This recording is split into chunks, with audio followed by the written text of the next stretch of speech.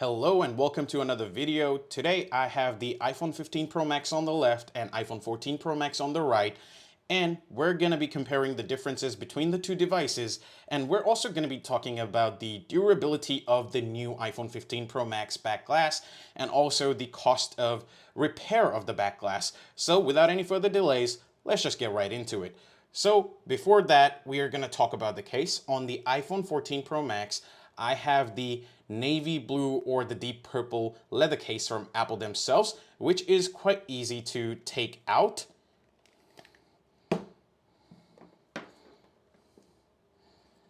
And on the iPhone 15 Pro Max, I have the Casetify Ultra Bounce case, which is very good in terms of protecting the device, but not so good in terms of taking the device out of the case. So this case does provide the ultimate protection, but taking the phone out of the case is a pain.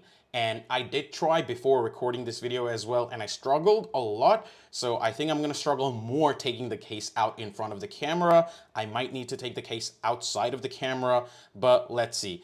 And we have seen Jerry Riggs' video where the back glass of the iPhone 15 Pro Max apparently is very fragile in comparison to the 15 Pro, and obviously in comparison to the 14 Pro Max. So we're going to be talking about that later, and also the cost of the repair of the back glass in the iPhone 14 Pro Max and in the iPhone 15 Pro Max, and the difference in the money. So let's try to take the case out of the 15 Pro Max for the moment.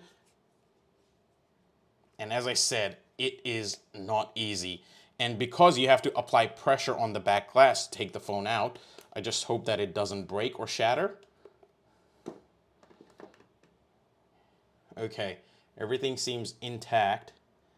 So let's just have a quick look at the differences between the devices. So iPhone 15 Pro Max on my left and iPhone 14 Pro Max on my right. You can see the differences in the wallpaper just so that it's easy for you to notice as well. So let's go to the hardware differences. If you turn both the devices to the left, you can see that the right iPhone 14 Pro Max, it has the switch for silent and ringer. And on the left, the iPhone 15 Pro Max, it has an action button, which by default is for ring and silent mode, but it can be customized to pretty much anything you want. You can also customize it to trigger some sort of shortcuts that you've created. The volume button is the same, and everything on this side, as you can see, is pretty much the same. If you are in US, you obviously would not have the SIM tool here, but yeah, everything here on this side is pretty same. Antenna bands and everything. Let's go to the bottom where the other difference lies. So on the bottom, we can see the left side iPhone 15 Pro Max is now not Lightning, is USB-C. And the right side, the iPhone 14 Pro Max, is still Lightning. So that's the only difference here. The speakers and everything, the antenna bands is the same. Now moving to the right side of the phone, as you can see here, is the same with the antenna bands and the power on off switch. That's pretty much the same. And when we look at the back side, you can see the Apple logo is still there. The camera, the flash and everything, the design of it, it's all the same. Obviously the sensors and the lenses are different inside, but the outside appearance basically looks the same. And if you look at the device in general, overall, they do seem very similar, so there is not much drastic design changes, but as you can see, the corners on the iPhone 15 Pro Max is much rounded than the iPhone 14 Pro Max, and as you can see, the bezels as well is thinner in the iPhone 15 Pro Max. Okay, now that we've talked about the appearance differences in the iPhone 14 Pro Max and the iPhone 15 Pro Max, now let's look at the weight difference. So I've set the scale to grams. I'm going to put this iPhone 14 Pro Max, as you can see here, with the switch onto the scale. It says it's 242 grams. It doesn't have a screen protector. Let's take this out, 242 grams. Now let's bring the iPhone 15 Pro Max, and this does have a screen protector. And it says it's 233 grams. So as you can see, the iPhone 15 Pro Max is slightly lighter, all because of the new titanium frame. Okay, now let's talk about the cost of repair of the iPhone 14 Pro Max back screen and the iPhone 15 Pro Max back screen. So on my left, I have the iPhone 14 Pro Max, and on my right, I have my iPhone 15 Pro Max. So let's scroll down and get the estimate for how much it's going to cost us. So let's say service type is back glass damage, and then product is iPhone 15, and then the model is 15 Pro Max, right? I'm not going to hit the get estimate. I'm going to do the same here. Let's go down. And for the service type, let's do back glass damage, and product accessory, it's iPhone 14. Model is 14 Pro Max. Now let's do the get estimate on the 14 Pro Max first. And as you can see, in Australian dollars, it's 899 Australian dollars. Now, if we do the estimate for the iPhone 15 Pro Max on the right and hit get estimate, it's coming up to be 319. So that is a massive difference.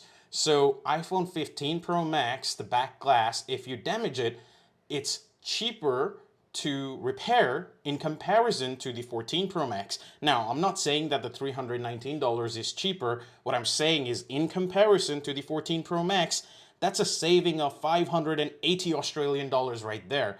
So a lot of the people online are saying that iPhone has made the repair cost cheaper, so maybe they're making the back glass less premium or less durable so that people have a lot of the cracks in the back glass with the iPhone 15 Pro Max or the 15 Pro, and they have to go to Apple to repair it. And if a lot of the people come and repair for the 319 Australian dollars, then making it cheaper and increasing the revenue does make sense. So did Apple really make the back glass of the new iPhone 15 Pro Max less durable?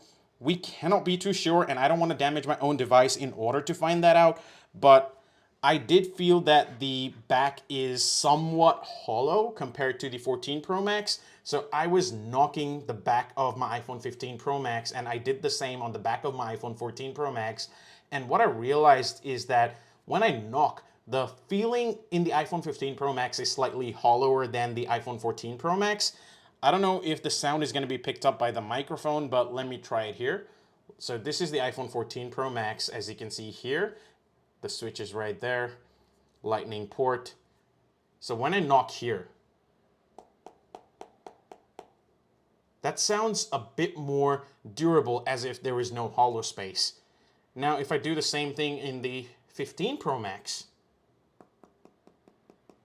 it sounds very hollow. So very different. So again, iPhone 14 Pro Max and iPhone 15 Pro Max. Yeah, this is very hollow in comparison to the 14 Pro Max. So I do get the feel that the glass strength between the two devices is the same. It's the same glass being used, but maybe the components are maybe set up in a different orientation, but it just feels like there's a lot more hollowness in the iPhone 15 Pro Max, which is why it sounds different. And maybe that's why when Jerry Rig video, when he was trying to bend it, the glass shattered completely on his 15 Pro Max. It did not happen on his 15 Pro, but 15 Pro Max, it seems that it was very fragile based on his video and based on how the back feels to me, comparing the 14 Pro Max and the 15 Pro Max. I feel like the 14 Pro Max is much more durable because I don't feel any sort of hollowness in the 14 Pro Max, but in the 15 Pro Max, I do feel hollowness here. So I think maybe that's the reason it's cracking easily, even when dropped from a lower height. I'm tapping on the Apple logo. Let's do the same here. Yeah, it's just different. Like when I'm tapping, it just feels like there's something underneath it.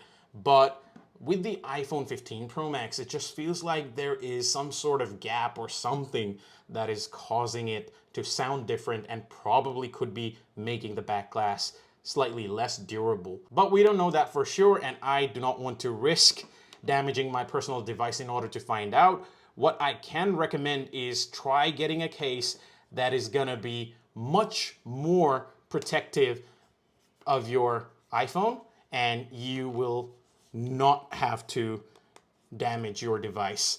I would say get a case this year, I think everyone should get a case for their iPhone devices. I do recommend Casetify case because that's worked best for me in the past as well.